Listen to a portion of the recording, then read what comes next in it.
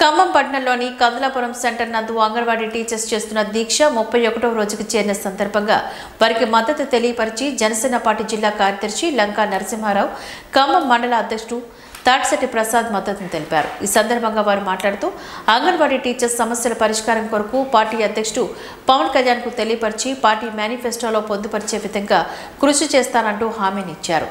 ఈ సమస్యల పరిష్కారం కొరకు అంగన్వాడీ టీచర్స్ రాష్ట్ర ఉద్యమ కమిటీ నాయకులు మంగళగిరిలో జనసేన పార్టీ కార్యాలయంలో పార్టీ అధ్యక్షుడు కళ్యాణ్ ని కలవమని కోరారు. కార్యకర్తలపైన ఎస్మా ఎత్తివేయాలని, జీవో2 నెంబర్ను రద్దు చేయాలని, ప్రభుత్వం అంగన్వాడీ సమస్యను త్వరగా పరిష్కరించాలని మండల జనసేన పార్టీ అధ్యక్షుడు తాటిశెట్టి ప్రసాద్ డిమాండ్ చేశారు. అనంతరం వారి దీక్షకు 1000 రూపాయల విరాళం అందజేశారు. ఈ కార్యక్రమంలోని బెస్తవారిపేట మండల అధ్యక్షుడు ముంతల మధుసూదన్ రెడ్డి, ప్రధాన కార్యదర్శి తమ్ము తిరుపాలు తదితరులు ఈ కార్యక్రమంలో పాల్గొన్నారు. ఈ మధ్య కాలంలోనే మీరు గమనించి ఉంటారు, మీ అందరూ పవన్ కళ్యాణ్ గారు మంగళగిరి పార్టీ ఆఫీసులో మీ యొక్క సమస్యలను గురించి ఆయన చర్చించారు. ఆల్రెడీ మీరు కూడా మీడియా ద్వారా మీరు తెలుసుకుని ఉంటారు.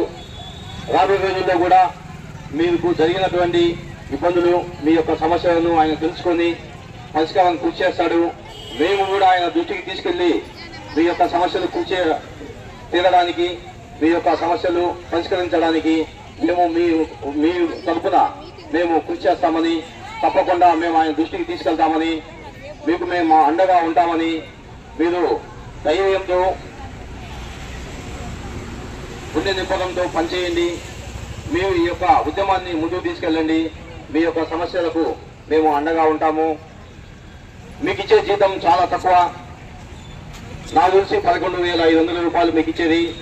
11,500 రూపాయలు రోజు రైతులు రోజు కూలి పనికి వెళ్ళి ఉదయం 8 గంటలకు 9 గంటలకు వెళ్ళి 11 గంటలకు 12 గంటలకు ఇంటికి తీసుకుంటున్నారు డబ్బులు.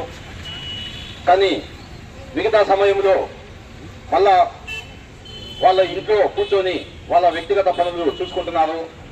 అంటే మీరు ఇంట్లో కొంత సమయం గడిపి భర్తకు, పిల్లలకు, కుటుంబంలో సేవ చేసుకోవాలి. మీరు అలా ఉద్యోగం నిర్వర్తిస్తూ కుటుంబం సేవ చేస్తున్నారంటే మీ అందరికీ, ప్రతి ఒక్కరికి పేరు పేరున నమస్కారాలు తెలియజేయాలి, ధన్యవాదాలు తెలియజేయాలి. మీరు ఇలా కృషి చేసేటువంటి మీకు ఒక కుటుంబంలో ఒక ఆడ మనిషి ఇంట్లో ఒక గంట లేకపోతే ఎటువంటి ఇబ్బందులు ఉంటాయో ప్రతి భర్తకు తెలుసు, ప్రతి పిల్లలకు తెలుసు, ఆడపిల్లలకైనా మగపిల్లలకైనా తెలుసు. అటువంటిది ఈ ముఖ్యమంత్రికి ఎందుకు కనిపించడం లేదు, ఎందుకు వినిపించడం లేదు? మేమైతే చాలా బాధగా ఉంది. నేను ప్రతిరోజు రోడ్డు మీద అటు ఇటు వెళ్ళేటప్పుడు కనీసం మా తల్లులకు, మా అక్కలకు, మా చెల్లెళ్లకు ఒక గంట అయినా కానీ వెళ్ళి అక్కడ కూర్చొని వాళ్ళ సమస్యకు అండగా ఉండాలి, మాట్లాడాలి, వాళ్ళ సమస్యలను ప్రభుత్వం దృష్టికి తీసుకెళ్ళాలి.